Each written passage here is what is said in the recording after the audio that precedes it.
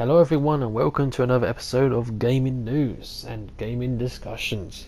In this episode it mainly talks about the Nintendo Switch, a console that is continuing actually genuinely surprising me with how well they're actually supporting and being supported by massive game developers and publishers out there. Something that the Wii U failed at miserably.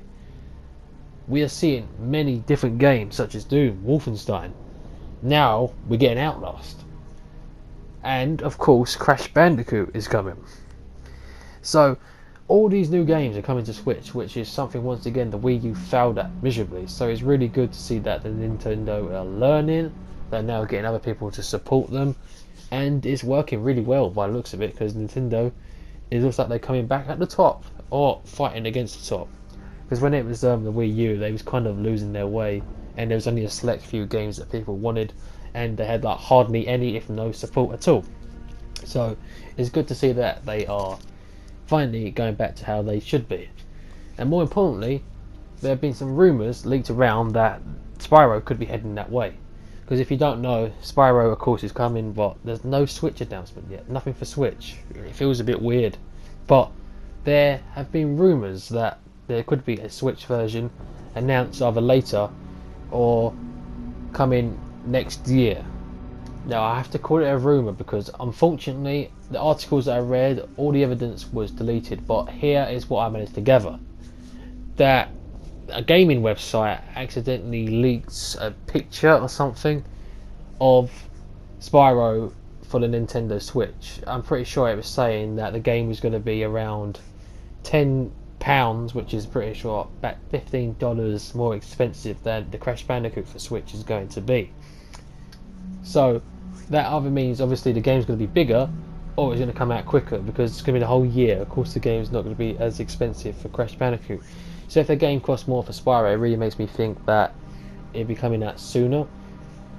So I reckon that there's no proof of this at the minute. This is all just speculation, but I honestly think that if it is true that Spyro for Switch will also be coming this year or borderline start of next year. It's just weird that they haven't announced that just yet, but there's always hope.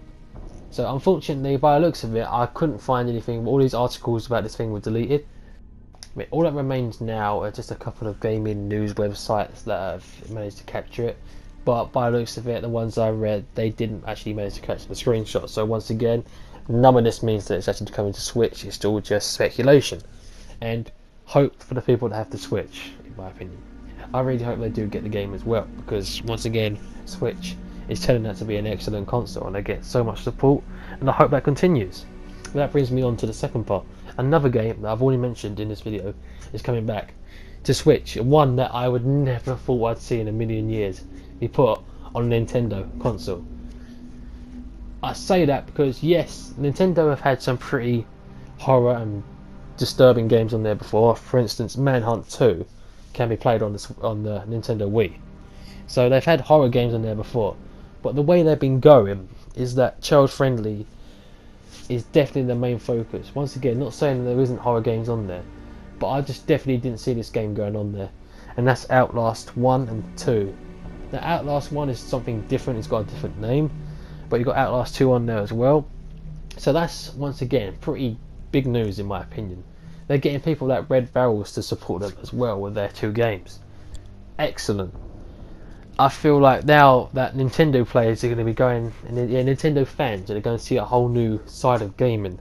From where, if they stuck to the Wii U, they're pretty much just Nintendo releases. Now they're going to start seeing what other gaming developers have been making around about the same time and now, but on their favourite console still, so they still can see it and play it on their favourite consoles, which is great for the people that love Nintendo.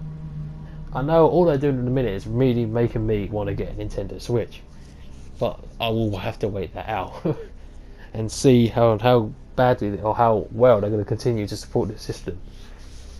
So first of all, I wasn't too sure on how well the Nintendo Switch was going to do, but now I've definitely made my mind up and say it's a great console.